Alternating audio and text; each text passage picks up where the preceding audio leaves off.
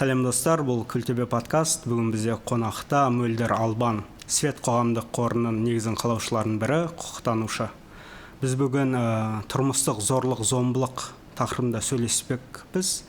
Біздің енді қоғамымыздағы өзекті бір тақырыптардың бірі болғандықтан, бүгін осы тақырып негізінде бір әңгіме өрбітсек деп едік, осы жайында сұхбат жасасақ деп ойлап, сіз шақырдық. Келгеніңізге рахмет.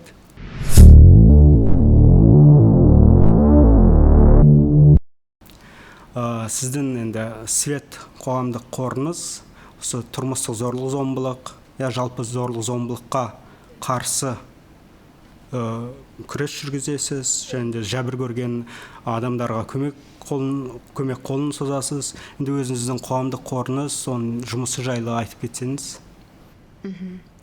Рахмет, шақырғандарыңызға рахмет.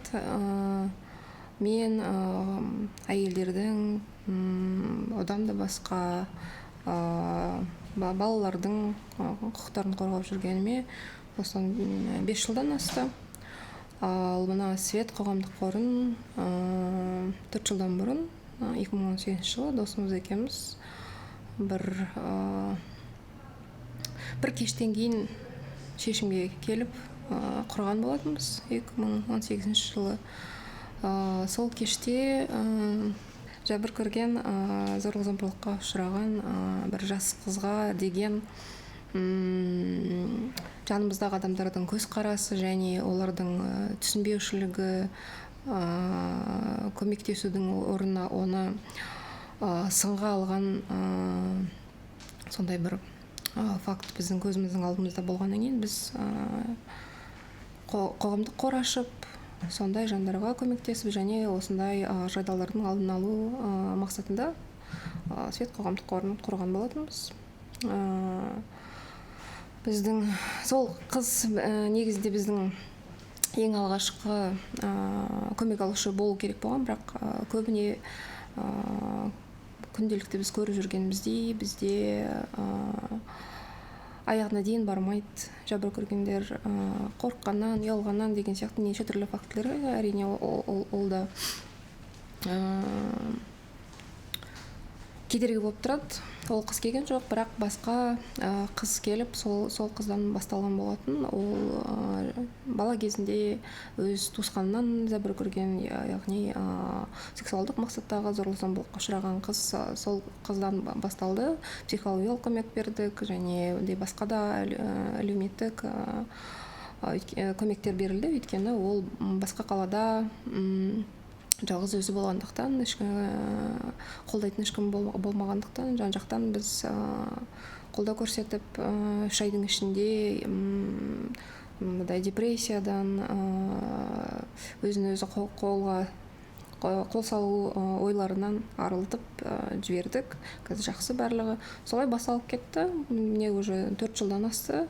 Бірнеше Қандай бағытта көмек көрсетесіз? Біздің қоғамдық қорда тұрмыстық зорлық-зомбылық немесе сексуалдық мақсатта жасалынған зорлық-зомбылық бұрын болған, немесе жаңадан міне болған зорлық-зомбылыққа ұшыраған жәбір көрген адамдарға, яғни психологиялық,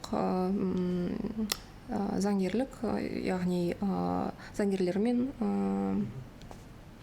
кездестіріп, өзіміздің танитын, бізбен бірге келісімге мысалға отырған адамдармен, заңгерлермен немесе психологтармен, психолог мамандарымен кездестіріп, алдын ала осынша уақыт болады немесе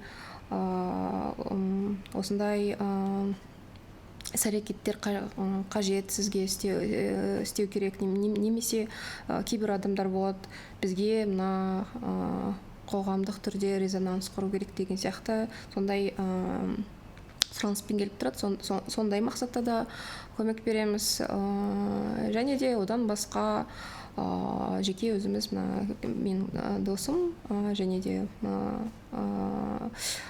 менімен бірге негізін қалаушы Кирилл екеуміз бірге немесе жекеден жеке осы зорлық-зомбылық сұрақтары бойынша немесе гендерлік сұрақтар бойынша маман ретінде біз кейде тренингтер, лекциялар өткіземіз, немесе кеңестер береміз. Сол арқылы, яғни көмек беру арқылы және зорлық-зомбылықтың алдын алу мақсатында осындай іс-әрекеттер жүргіземіз.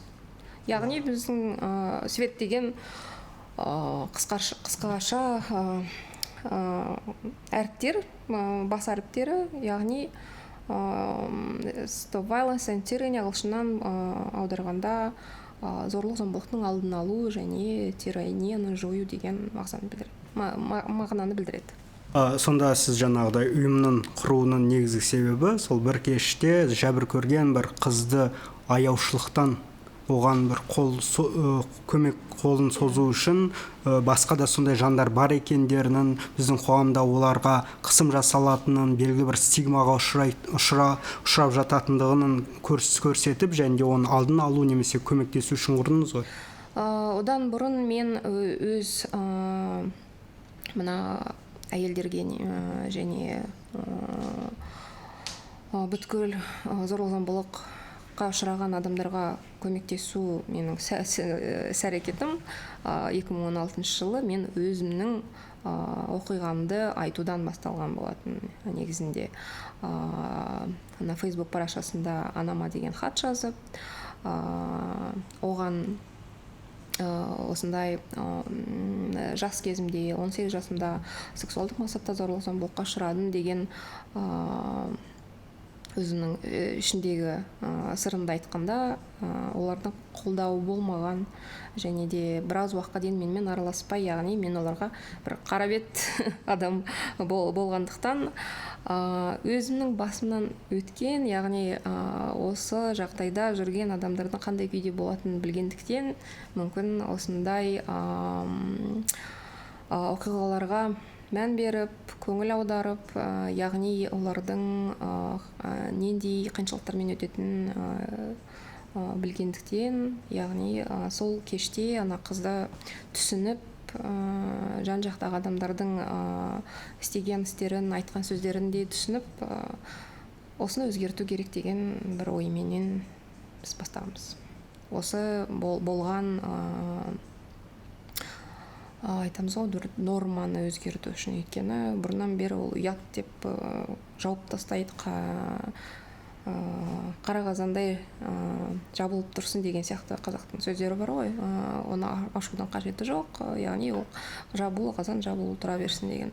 Сол норманы өзгерту үшін осыны өзім сол хат жазып, ашықтан ашық журналистерге сұхбат беріп, яғни өзімнің түрімді көрсетіп деген сияқты ашықтан ашық бастап, басқа қыздарды, әйелдерді немесе еркектер де болады, олар да келіп тұрады бізге.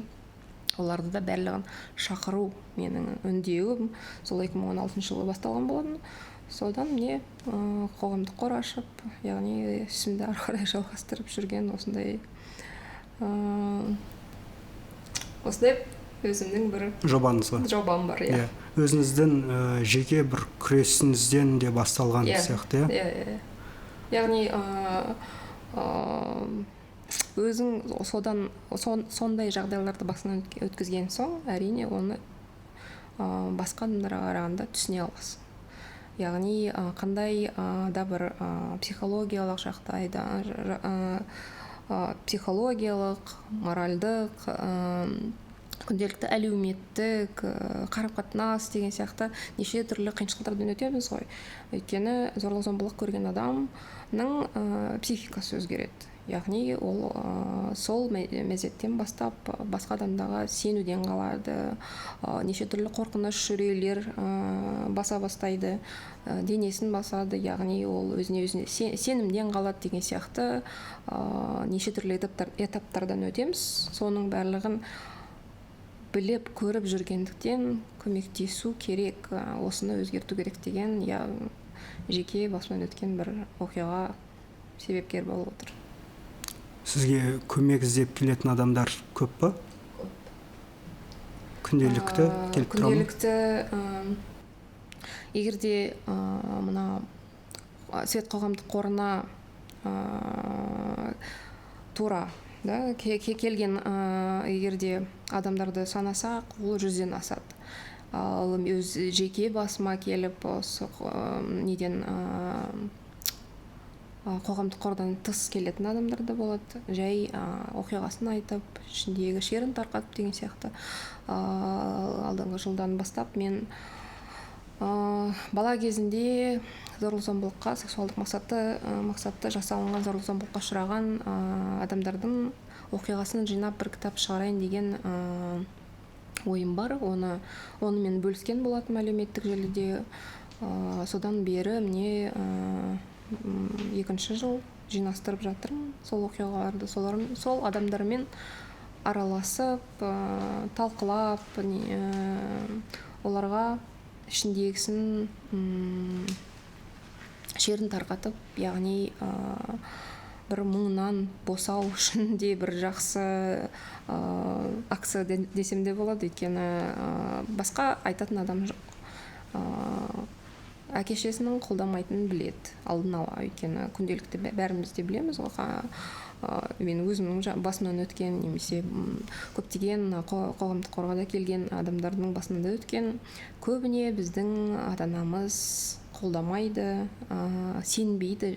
Яғни бала кезінде, жас кезінде, 6-7 жас болсын, кішкентай кезінде осындай тиісті деп айтқанның өзінде сенбейтін ата-аналар бар. Туған әкесі тиіссе де анасы сенбейтін, сондай жағдайларда жиі кездесіп тұрады.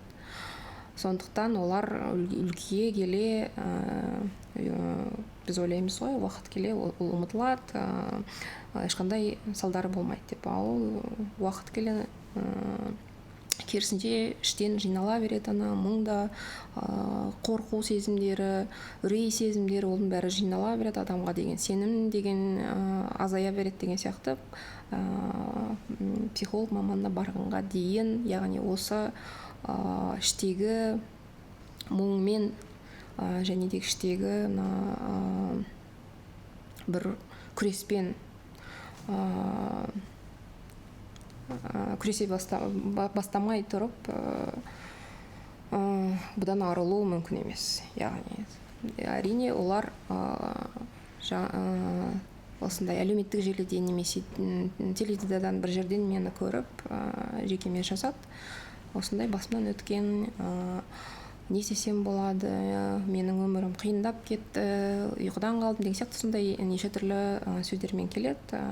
Сонда мен айтамын, неге қоғамдық қорына барсаңыз болады, немесе мен кітап жазып жатырмын, соған оқиғаңызды айтып, бөлісіп, яғни маған сіздің аты жөніңіз кітапта қажеті жоқ, анонимді түрде сіздің оқиғаңыз, яғни мен оның жасын, кім істеген, қай қалада, соның барлығын жинастырып, бір өзімше бір статистика шығарайын деп отырмын.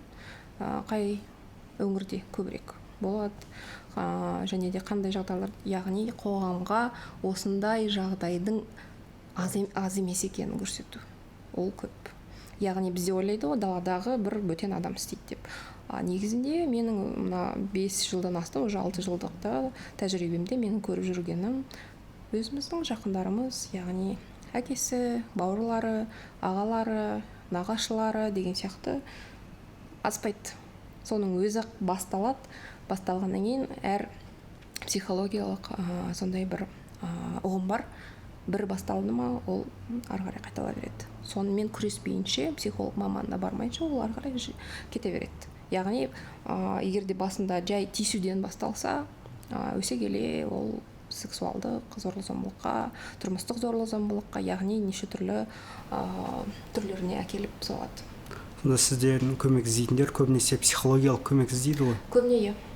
Көбіне. Өйткені заңгермен немесе заң тарапында көмек алып, өз құқығын қорғау деген ұғымға әлі біздің қоғам дайын емес сияқты. Әлі келмеген өте аз сондай адамдар. Аяғына дейін біз сіздің заңгерге деген шығымдарыңызды төлеп берейік, қоғамнан жинап, жан-жақты бәріміз арпалысып осыған тырысайық десең дегеннің өзінде бармайды. өйткені көбіне бармайды. Өйткені өздеріне сенбейді, ұялады, қорқады, яғни өте көп қорқыныш сезімдер. оның негізгі себебі қоғамның қысымынан қорқады ғой. Қоғамның қысымы, бізде қоғамда жабық тақырыптардың бірі болғандықтан әлі күнге дейін дайын емес. Қазір мысалға сіз айтып отырсыз, бізде Қазақстанда тұрмыстық зорлық-зомбылықтың алдын алу заңнамасы шығып отыр деп, бірақ қоғамда, яғни біздің әлеуметтік өмірімізде ол қолданылмайды, қолдауын әлі таппай жүр. Оның да себебі бір сол қоғамның дайын еместігі, яғни алдын алу үшін біз мектептерде жастайынан бастап ата-анамыз егерде бізге ашықтан сөйлесіп, соның барлығын түсіндіріп, мектепте осындай жағдайға ұшырмау үшін қандай жолдары бар, соны айтса, көрсетсе, яғни егерде сондай жағдайдың болғанның өзінде қайда бару керек, не істеу керек деген сияқты алгоритмін айтса, аз болатын еді. Тұрмыстық болсын, басқа да зорлық-зомбылықтың түрлері азаятын еді. Бірақ біз әлі дайын емеспіз. Сіз айтып отырған жаңа тұрмыстық зорлық-зомбылық профилактикасы туралы заң бар Қазақстанда, сол заңның жұмыс істемеуінің бірден бір себебі бұл қоғамның дайын еместігі, заңның осалдығы емес. Заңның мысалға тұрмыстық зорлық-зомбылықтың заңнамасының өзі күлкілі. Ол мына тура заңның осалдығы деп айта аламын. Егерде мына профилактикаға келсек, профилактикамен жұмыс істеу үшін бізде тәрбиеден басталу керек қой. Яғни үйдегі тәрбие, мектептегі тәрбие, мына балабақшадағы тәрбие. Өйткені алдын алу деген ол білімнен басталмай ма? Алдын алу. Білімді алу үшін біз қайдан аламыз? Ата-анамыздан аламыз, немесе мектептен, басқа оқу орнынан аламыз. Ал оқу орындарының өзі күнделікті біздің көріп жүргеніміздей, ол консервативті мұғалімдер, консервативті ұғымдарға ата-анамыз, яғни олар анау ұят, мынау жаман, ананы айтуға болмайды, басқа телевизорды махаббат көрсетіліп жатса, көзіңді жап деген сияқты неше түрлі бізде консервативті ұғымдар жабып, оны ашық түрде сөйлесу деген бір ұғымның жоғалып баратқан сияқты көрінеді. Жеке менің өзіме солай көрінеді. Өйткені мына жәбір көргендермен және олардың ата-аналарымен, туысқандарымен сөйлескенде бұл тақырыпта ешкімнің сөйлеспегенін, яғни тұрмыстық зорлық-зомбылық болса, әйел адамдардың немесе балалар болсын, қайда барады, не істейді, сондай алгоритм жоқ, ешкімде айтылмайды. Яғни біздің құзырлы органдарымызда да ондай жұмыс жүргізілмейді. Егерде сондай заңнама болса, хотя бы құзырлы органдарымыз, әкімшілік болсын, немесе полиция болсын, одан да басқа органдарымыз жұмыс жүргізу керек қой. Алдын алу деген ол білім беру, информация, ақпарат беру. Ал ақпарат бізде жоқ. Ол ақпаратты біз іздеп, әйтеуір білетін адамдардан тауып аламыз. Әлеуметтік желі болсын, интернеттен болсын, сол жәбір көрген адамдар өздері іздеп тауып жүреді. Ол ақпаратты осы құзырлы органдарымыз, мемлекет беру керек, құзырлы органдарымыз беру керек. Ол жұмыс істеу үшін барлығымыз жан-жақты жабылып жұмыс істеуіміз керек. Ал бізде не мектебіміз, не оқу орындарымыз, не мемлекеттік органдарымыз ешқайсысы жұмыс істемейді. Бәрінің айтылады ғой, мая хата с краю, барлығы жан-жақтан сол адамның жауапкершілігі, соның жұмысы дейді да, итеріп тастайды. Ол бұрыннан бері егер айтылмаса, ол қайдан біледі? Бізде былтыр тұрмыстық зорлық-зомбылық іс-қимылы туралы заң жобасы өте үлкен дау тудырды ғой. Көбісі бұл шетелден біздің қоғамымызды бұзу үшін алып келіп жатқан өзгерістер біздің дәстүрлі қоғамды, өздеріміздің ерекшеліктерімізді, құндылықтарымызды жояды деген үлкен бір шу болды, дау болды. Сондықтан бұл заң жобасы тоқтап қалды. Бұл жайлы айтып кетсеңіз, сіз енді қоғамдық қордың негізін қалаушы, соның айналасында жұмыс істеп жүрген адам ретінде бұған да атсалысқан шығарсыз, талқылаған шығарсыз. Менің бақылауымша сол заңнаманың аясында дауды көтерген адамдар негізінде бала құқығына көбіне көңіл бөлді, яғни ювеналды полицияның араласуы деген сияқты. Оларды тыңдасаң, олардың айтуы бойынша біз өз балаларымызды қалай тәрбиелейміз, бұл өзіміздің жауапкершілігіміз дейді. Сонда олардың айтпағы ұрамыз ба, ұрсамыз ба, өзіміз білеміз деген. Яғни баланың құқығын қорғау деген әңгіме жоқ онда.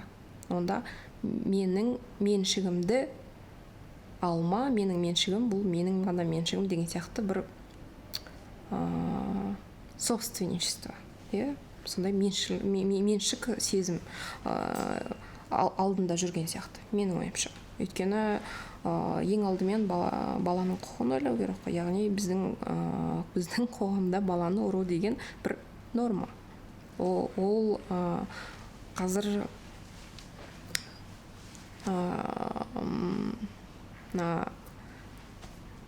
кез келген ТРЦ болсын, немесе далада үйдің алдындағы дворларда қарасаңыз, ондай жағдайлар жиі кездеседі. Яғни ата-ана үшін бір бала ішіндегі ызасын шығаратын бір нысан ретінде ғана қаралатын сияқты. Яғни сол тұрмыстық зорлық-зомбылыққа кіреді ғой. Сол тұрмыстық зорлық-зомбылықтан ана бала өсе келе қандай адам болады. Яғни біздің зорлық-зомбылық деген ол кәдімгідей цикл ғой. Кішкентай бала кезінен басталады, басқалардан көреді үлгі ретінде, немесе сол балаға көрсетілген зорлық-зомбылық соның барлығы түптеп келе не зорлықшы болып өседі. Әлгі зорлық-зомбылық көрген бала не жәбір көруші болып өседі. Яғни одан басқа ода сценарий жоқ. Соны миына, түйсігіне егерде кіргізіп, соны түсініп, ішіндегі ызасын қалай жеңу, қалай сонымен күресу деген ой ең алдымен жүрсе, менің ойымша біз зорлық-зомбылықтың фактілерін неғұрлым азайтамыз. Өйткені көптен сол қалай дау басталды, содан бері мен олардың тікелей эфирлерін немесе посттарын біраз бақылап жүрдім. Бірнеше чаттарды да мен қосып сондай талқылаулар жүргіздік. Олардың айтқан сөздеріне қарасаң, бәрі солай тәрбиеленді. Жоқ, солардың дау көтерген адамдардың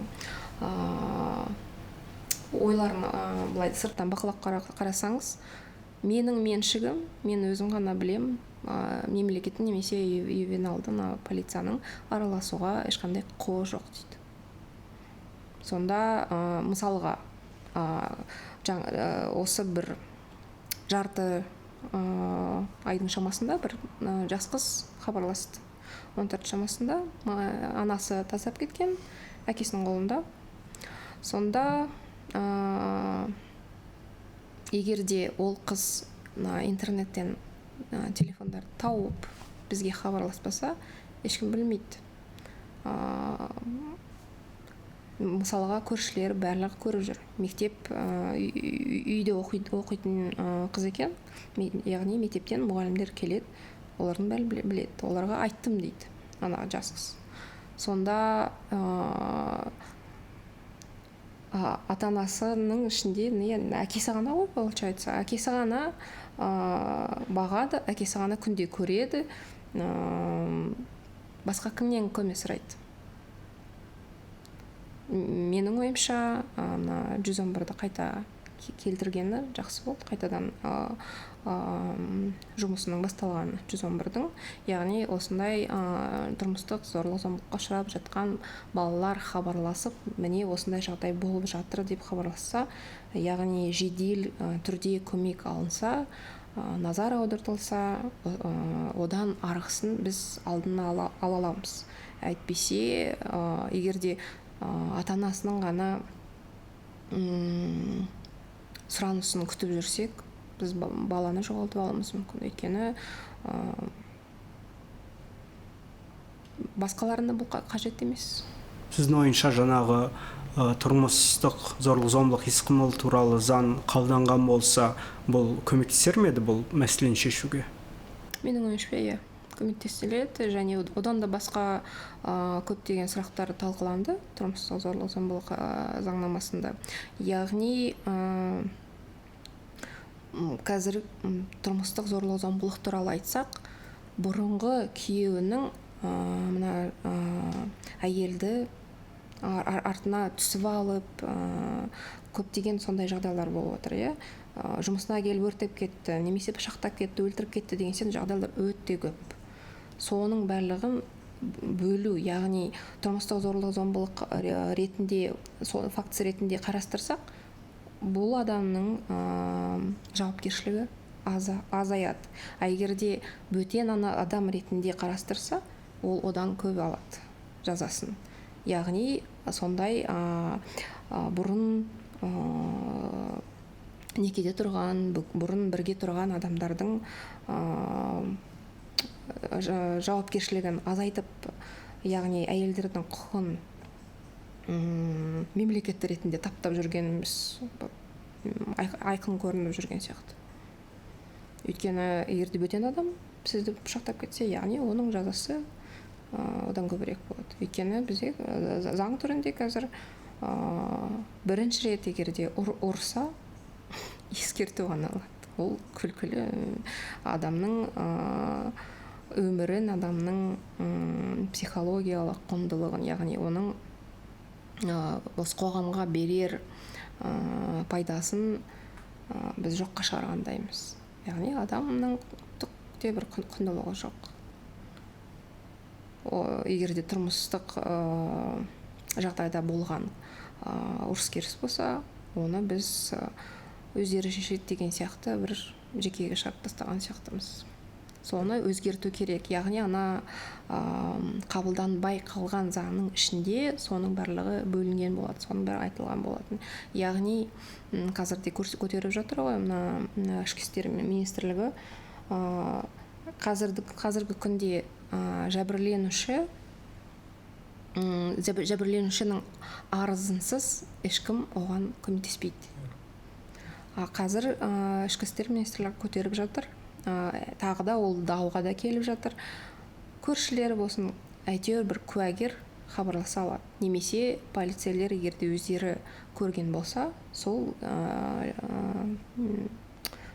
мезетте олар шара қолдана алады. Яғни қазіргі күнде олардың шарасы профилактикалық сұхбат жүргізу дейді. Бұл бірінші кезекте, бірінші мәрте болған кезде де шақырып профилактикалық беседа дейді. Яғни онымен заңнама түрінде сен егерде екінші рет жасасаң, осындай жағдайға ұшыранасың, осындай жаза аласың деген сияқты профилактикалық беседа ғана жүргізіледі. Ал қабылданбай қалған заңнаманың ішінде тағы да жәбір көрген және жәбірлеуші адамның психологиялық көмегі тағы да болу керек болған. Қазіргі біз осы жылдан бастап Свет қоғамдық қоры МИСК ақпараттық орталығымен қосылы открытый парламент дейміз, ашық парламент деген жобаға қатысып, мәжіліс депутаттарымен кездесіп, өзіміздің ұсыныстарымызды ұсынған болатынбыз. Әзіргі таңда осы жұмыс жүргізіліп жатыр. Яғни біздің осы пункттарды біз сол кездесуде айтқан болатынбыз, және де әлі күнге ары қарай да осы бағытта жұмыс жасаймыз. Сонда қандай ұсыныс жасадыңыздар? Не өзгерту керек сіздің ойыңызша? Біздің ойымызша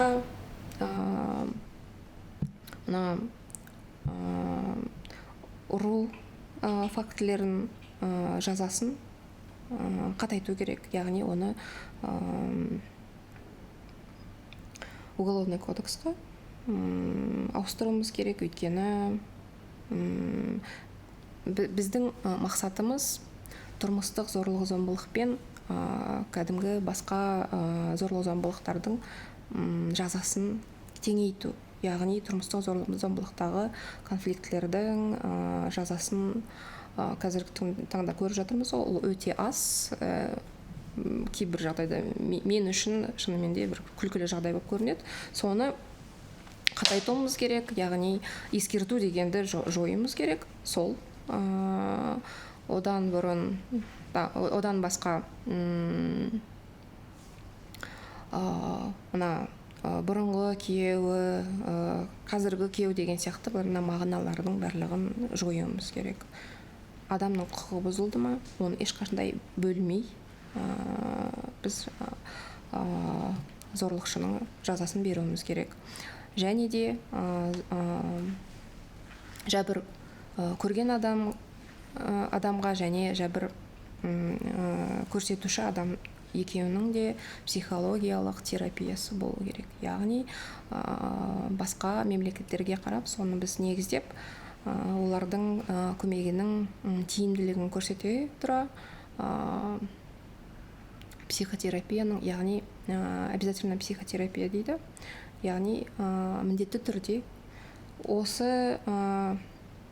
осындай мерзімде сіз көмекті алуыңыз керек, яғни өз-өзіңізді жеңу, ызамен күресу, біреуді ұрғыңыз келіп тұратын мынандай нелерден арылу, іс-әрекеттерден, ойлардан, және де соның себебін іздеу деген сияқты сондай міндетті түрде психотерапия жүргізілсе, зорлық-зомбылықтың азаятын көрсеткенбіз, басқа мемлекеттердің тәжірибесіне негізделе. Тағы да балалардың құқығы туралы, және де мысалға біздің заңнамада екі адамның ғана тарапы көрсетілген, яғни әйелі мен күйеуі ғана.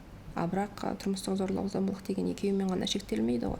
Яғни баланың да құқығы бұзылады, үйдегі мүгедек жандар болуы мүмкін, немесе жасы келген үлкен кісілер болуы мүмкін. Одан да басқа туысқандары да, олардың барлығы, егерде біз сондайлықты барлығын жеке бөліскіміз келсе, яғни оның барлығы біздің заңнамада көрсетілу керек.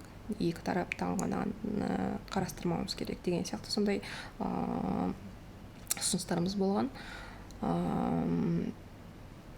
Мәжіліс депутаттары мақұлдап, осы заңнама талқылана бастаған кезден бастап бізді сол топқа қосамыз деген. Сізді қосады ғой сол топқа, қосамыз деген бізге сондай уәде берді, білмеймін, көреміз оны. Жаңағы енді сіз айтқан ұсыныстар, олар салдармен күресу болады, салдармен күресу, себептермен, алғы шарттармен, оны болдырмау үшін, тұрмыстық зорлық-зомбылықтың алдын алу үшін не істеу керек? Тұрмыстық зорлық-зомбылықтың алдын алу үшін кішкентай бала кезден бастап жұмыстар жасау қажет. Яғни балабақшадан, мектеп қабырғасынан бастап бір-бірімізді ренжітпеу, яғни бір-бірімізге қауіпсіз қарым-қатынас жасау деген сияқты мағынаны үйретіп, зорлық-зомбылықтың не екенін, ол қандай салдарға келтіретін, және де заңнама түрінде қандай жаза алынады, соның барлығын біз мектеп қабырғасынан бастап түсіндіруіміз керек. Оның ішінде көпшіліктің назар аударғысы келмейтін, яғни айтса бір талуға дейін баратын тақырыптардың бірі екі жастың қарым-қатынасы, яғни сексуалдық қарым-қатынасты ашуымыз қажет. Өйткені қазіргі таңда менің қарап көріп жүргенім зорлық-зомбылық пен секс тақырыбын екеуін ажыратпайтын сияқты. Егерде сексуалдық мақсатта зорлық зомбылық болды десе, көбіне оны бір сексуалдық акт ретінде көреді көбінесе. Оның барлығын біз ашып айтуымыз керек. Сексуалдық қарым-қатынас міне осындай болады, зорлық зомбылық деген осындай болады деген сияқты.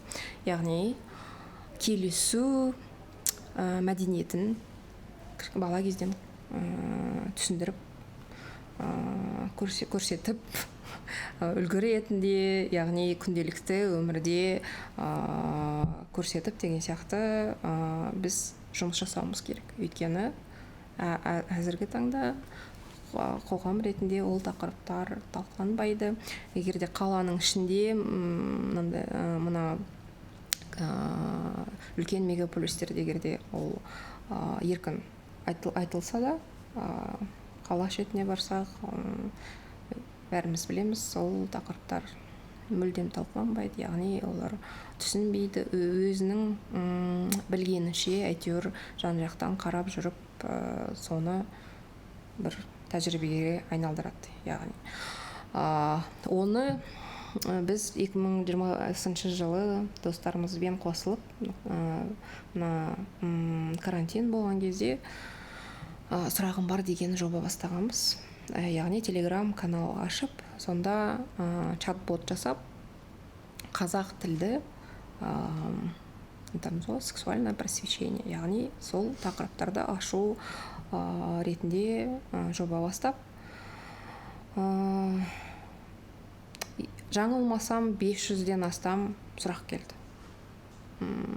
Ол сұрақтарға қарасаңыз, шынымен де біздің жастарымыздың білімі өте таяз екені көрінеді осы тақырыпта. Өйткені контрацептива, яғни жүктіліктің алдын алу былай тұрсын, өздерінің тәнін, денесін тану тақырыбы мүлдем мектепте жүргізілмейтін сияқты. Яғни мені ұстаса, мені сүйсе, мен екі қабат болып қалам ба, немесе жігіттерден де сондай тақырыптар, сұрақтар өте көп келіп атты. Сол кезде біз таңғалғанбыз, мектеп қатарында немесе ата-ана ретінде жұмыс жүргізмейтін және бұл тақырыптың талқыланбайтын, басқа бөтен адамдардан жауап іздеп жүргендеріне қарағанда, осы ақпараттың әлеуметтік желіде де аз екені көрініп отыр. Бұл енді әлеуметтік желіде аз болғандықтан халық білмей жатыр деп айтқыңыз келіп тұр ғой. Яғни мемлекет әлеуметтік желіге келу керек па сонда? Айтсақ, екі жастың қарым-қатынасы дейді, тұрмыстық зомбылықтың ішінде сексуалдық зорлық зомбылық өте көп. Оны айтқысы келмейді ешкімнің де, бірақ ол бар. Яғни сол фактіні көре тұра ана балалар шаға қалай өседі. Яғни біздің әр жанұяда 2-3-4 бөлмелі үй емес, мысалға айтайық. Көбіне бір бөлмелі, 2 бөлмелі үйде тұрады. Яғни оның барлығын көріп жүреді, естиді, көп бала естиді. Оның барлығы психологтарда біледі, мысалға жеке талқылауларда білініп жатады. Соны көрген бала әрине ол көрген істейді үлкейе бастағанда. Одан басқа үлкен адамдардан көреді, әлеуметтік желілерден көреді, неше түрлі біздің әлеуметтік желідегі видео түсірілімдерді көреді. Әрине сол видео түсірілімнің өзінде қауіпсіз қарым-қатынас туралы ешқандай ақпарат берілмейді. Ол жерде көбіне зорлық зомбылық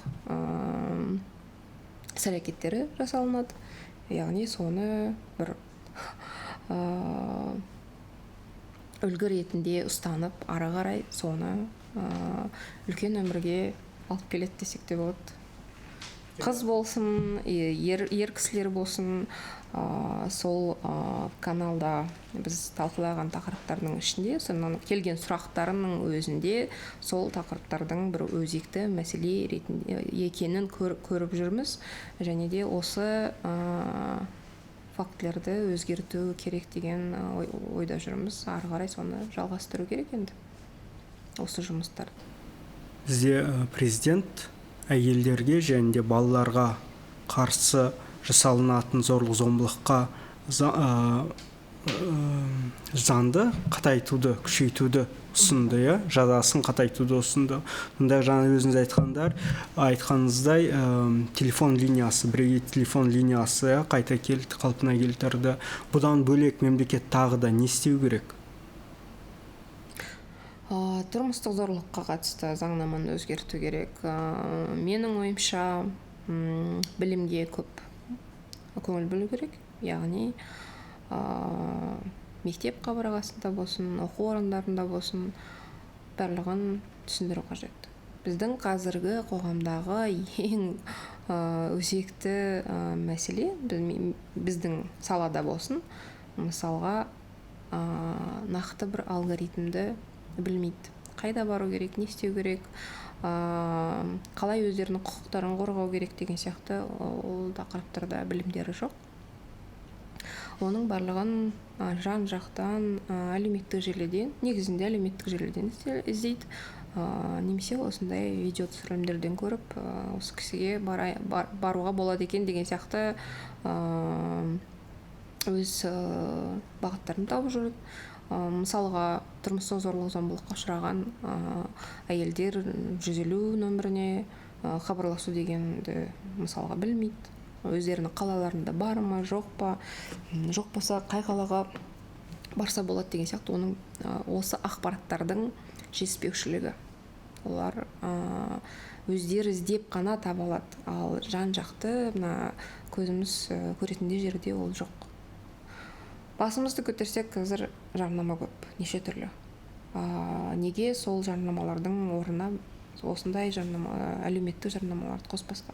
Әзір мысалға жақында полициямен Алматы қаласының әкімшілігі қосылып жасалған сол билбордтарда жаңадан пайда болды сол ақпараттар. Бұрын болмаған. Менің байқауымша осы жылдан бастап қой деймін, емханаларда пайда болды сол ақпараттар. 150-ге хабар. Егерде сіз тұрмыстық зорлық-зомбылыққа ұшырасаңыз, осында хабарласыңыз.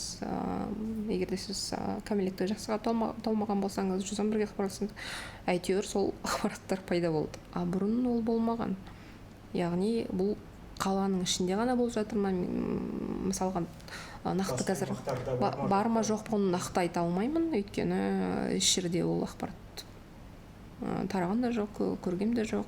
Өз көзіммен де барып көрім. Мен өз көзіммен қазір көрген, және бізбен хабарласып әкімшіліктен қандай осы плакаттарды қалай қойсақ деген сияқты біз өз кеңестерімізде бергенбіз. Сол арқылы ғана біліп отырмын. Бұлай келе жатып көрдім деген ақпарат өте аз. Бір 102-103-ке хабарласқандай автоматты түрде ойыңызда болатындай телефон номері немесе басқа бір қадамдар жоқ. Полиция немесе өрт болсын, газ болсын, осындай нөмірлерге хабарласыңыз деген мектеп хабарласында айтылады. Кішкентай бала бақшадағы балаларға дейін айтылады. Мысалға, егерде осындай жерге сілкініс немесе өрт болса, ана жерге бар, мында тұр деген сияқты алгоритм айтылады, көрсетіледі. Ал зорлық-зомбылыққа ұшыраған адамдарға ондай алгоритм жоқ. Полицияға барсаңыз, қай жерге барсаңыз, ондай алгоритм жоқ. Соны біз әзірден бастап зорлық-зомбылықтың алдын алу программаларына қосуымыз керек. Ондай алгоритм жоқ па, жоқ әлде ол алгоритм жайлы ақпарат жоқ па? Ол туралы ақпараттар жоқ. Бірақ алгоритмнің өзі бар, Мысалға, егер зорлық-зомбылық көрген адам бар болса, ол не істеу керек? қадам бойынша айтып бере аласыз ба, жаңа алгоритмді айтып бере аласыз ба сіз? Осы бір жыл бұрын бекен ұят емес жобасына солардың сайттарына және де олар чат бастады ғой, аспан деген. Сонда бізде өз кеңесімізбен, өзіміздің ұсыныстарымызбен бөліскен болатынбыз жасөспірімдерге және де басқаларына да. Ең алдымен денедегі киімді немесе қандай да бір заттарды біз жоймауымыз қажет. Ең бірінші, ең алдымен осы қағиданы біз бәріміз жаттап алуымыз керек сияқты.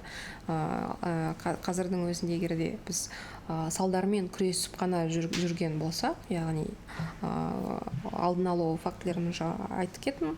Егерде болған жағдай болса, үстіміздегі мысалға тұрмыстық зорлық-зомбылық болсын немесе сексуалдық, ең алдымен сексуалдық зорлық-зомбылыққа ұшыраған жәбір көрген адамдар үстіндегі заттардан арылу үшін, яғни өздерін кір, лас сезінеді, бірінші барып жуынады. Ол үстідегі биологиялық заттарды, ДНК-ларды жою деген мағынаны білдіреді. Яғни сіз денеңіздегі болған айтамыз ғой, улика, доказательства, зорлық-зомбылық болған фактілерін дәлелдейтін заттарды жоясыз. Яғни ол ең маңыздысы, ең негізгісі зорлықшыларды жазалау фактіне алып баратын заттардың бірі. Ең алдымен осы. Сосын үстіміздегі заттардың барлығын суретке түсіріп, егерде көгерген басқа фактілер болса, мысалы көгерген, сынған, жыртылған деген сияқты, оның барлығын видео түсірілім болсын, фото түсірілім болсын, оның барлығын біз түсіріп алуымыз керек. Сосын 102, 103, яғни барлық құзырлы органдарға хабарласып, осындай жағдай болғанын айтуымыз керек. Егерде жүре алмайтын жағдай болса, яғни шыны керек, көбіне полиция органына өз аяқтарымен барады. Бірақ полицияның ең сондай бір маңызды ақпараты бар. Ол жерде менің таңғалғаным жерде айтылмайды.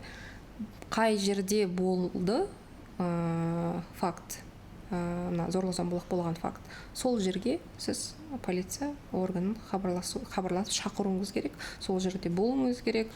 Яғни сол ауданның, сол жердің учаскелік полициясы келеді, яғни барлығы сол болған жердегі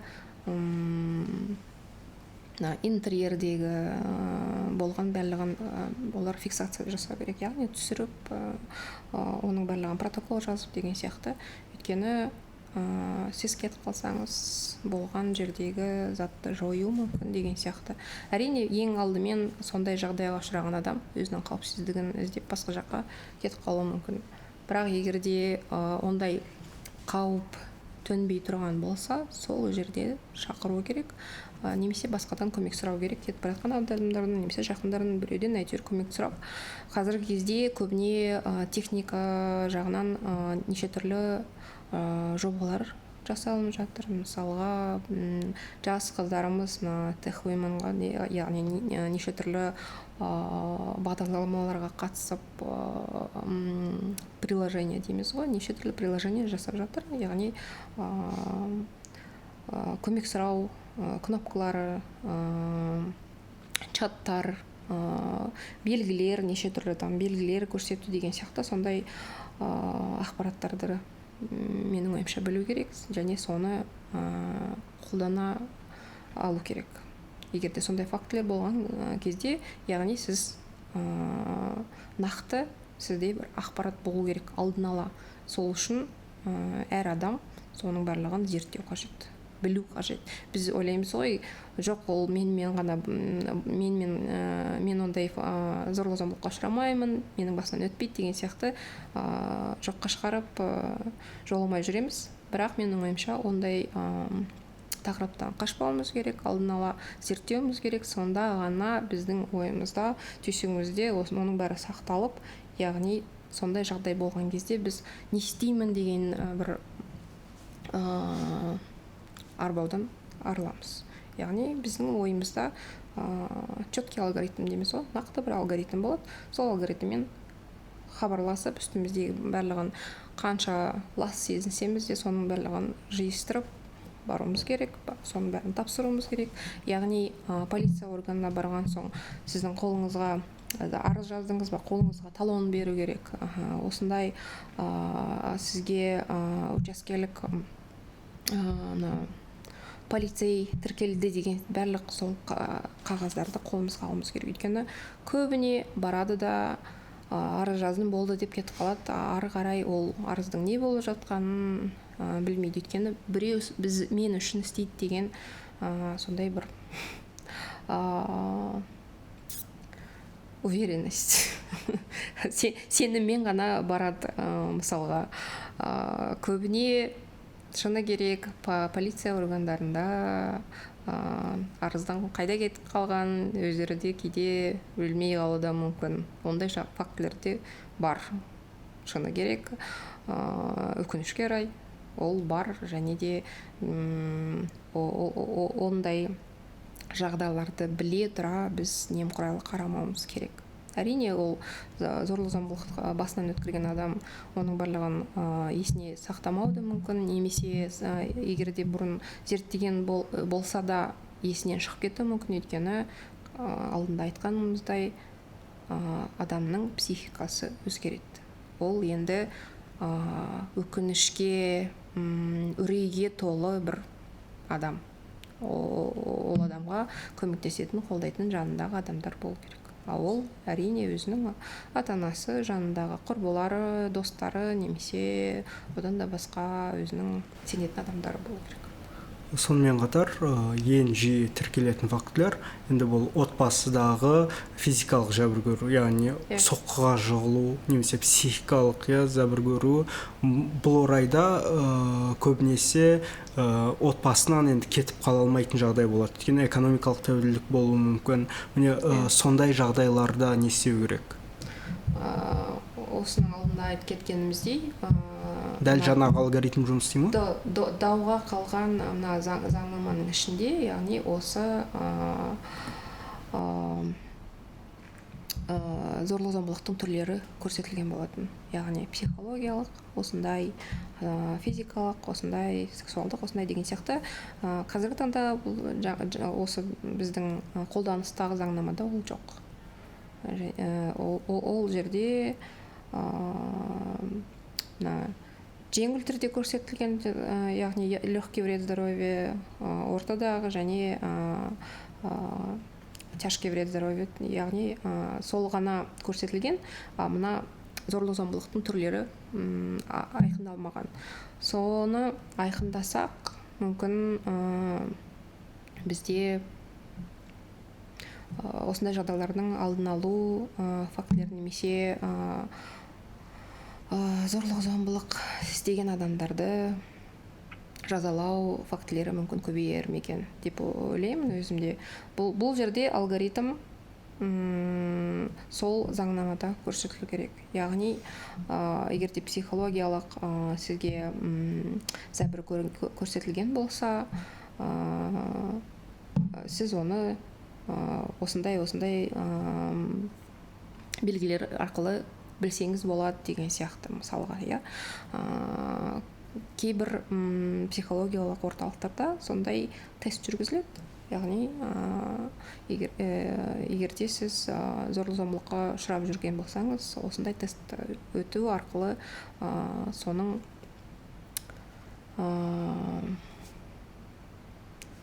айтамыз ғой, степень тяжести, соны қалай тексеруге болады, соны білсе болады. Егер де заңнамада сол нелері көрсетілсе, түрлері зорлық-зомбылықтың, менің ойымша, соны ара жігін бөлуге болатын еді. Және де енді профилактикасы деп айтып жаттық қой жаңа. Біздегі көбінесе жасалынатын жаңа зорлық-зомбылықтардың аяғына дейін бармаудың, және өзіңіз айтып кеттіңіз, бір себебі ол адамдардың өздері аяғына дейін апармайды. көбіне жүгінбейді. Жүгінбейді, өйткені қоғам тарапынан да кеше сал деген нәрселер болады. Қоғам тарапынан да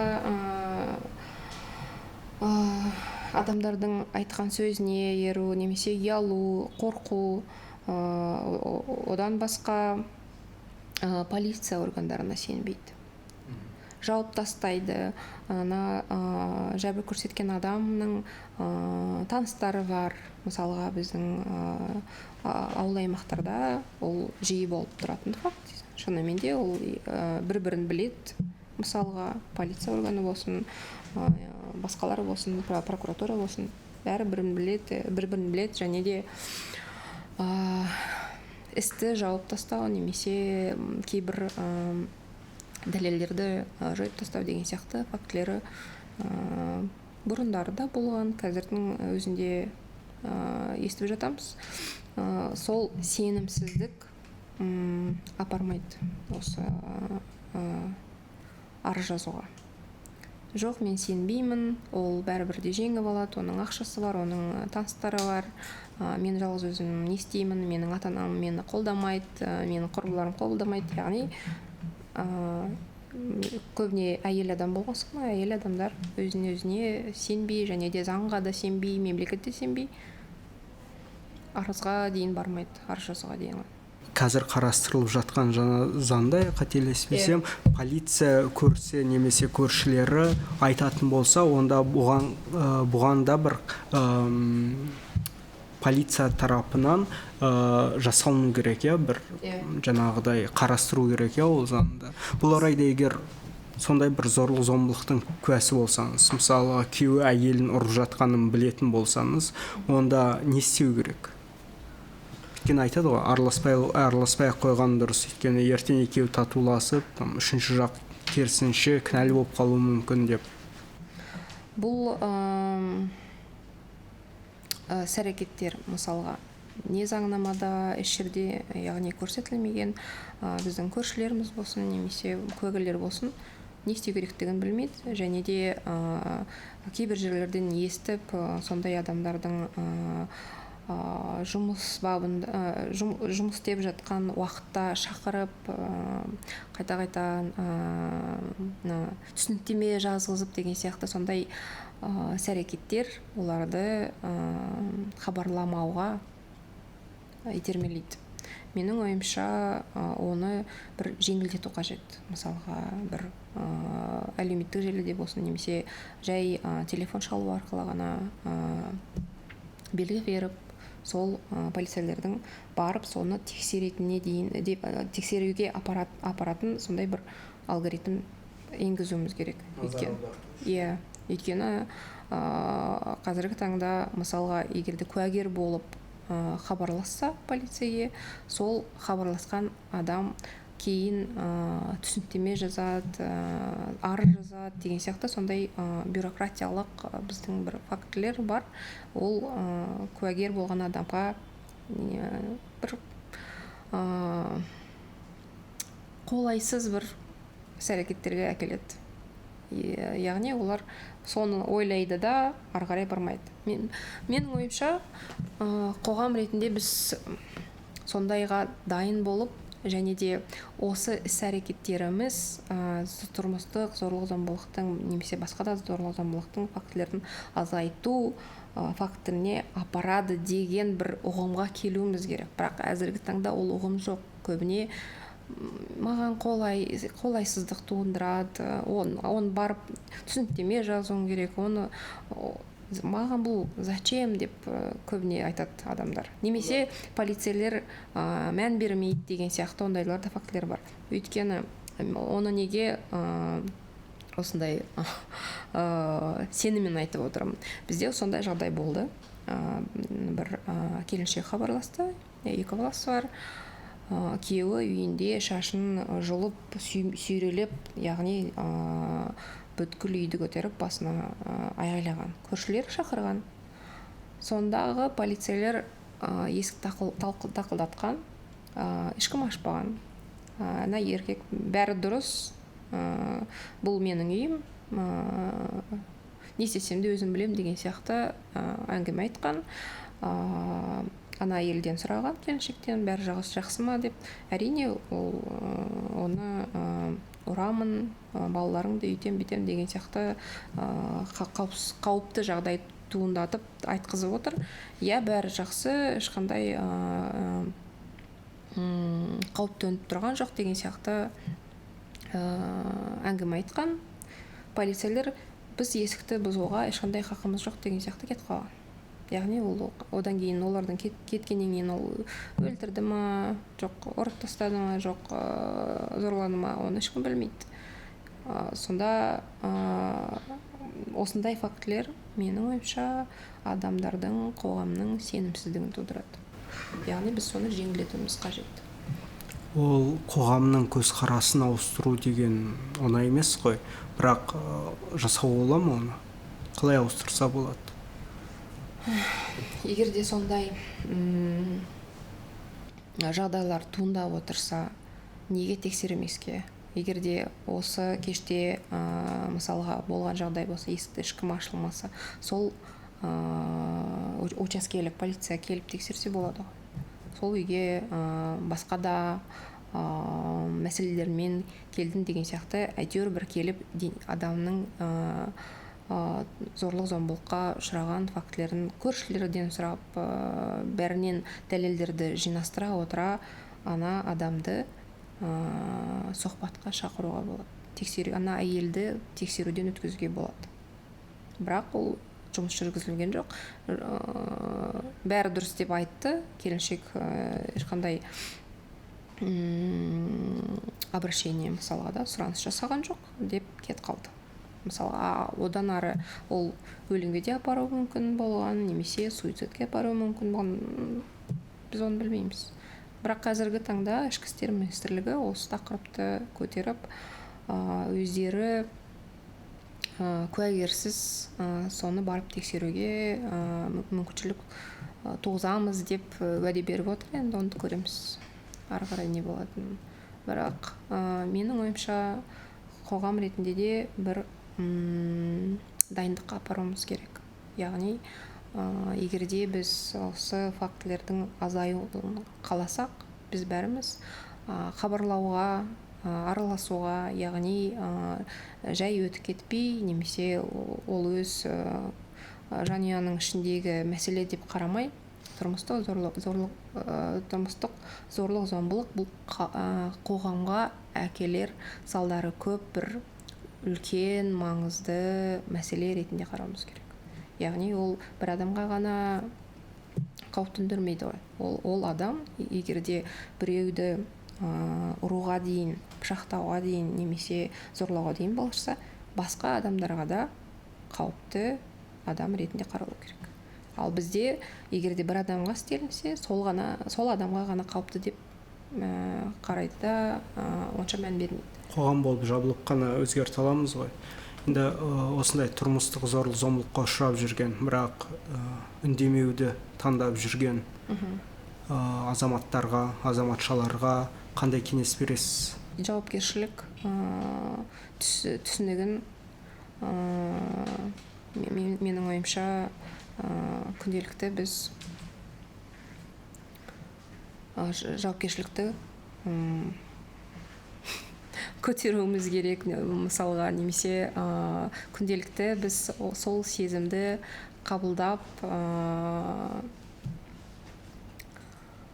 қалай айтсам болады. Яғни жауапкершілік түсінігі болу керек әр адамда. Өйткені біз егерде жауапкершілікті түсінбесек, біз әр азамат ретінде, осы қоғамның азамат ретінде жауапкершілікті түсінбесек, біз мемлекеттен талап ете алмаймыз, немесе басқа адамнан талап ете алмаймыз, өзіміздің құқығымызды талап ете алмаймыз. Егерде біз әйтеуір бірдеңесі болар, бұл маңызды емес деген сияқты жүре берсек, ол ақыр аяғында өзімізге қауіпті бір фактілерге әкеліп салады деп ойлаймын. Әрбір адам өзі жауапты ғой бірінші кезекте. Әрине, егерде біз мемлекеттен талап етпесек, кім талап етеді?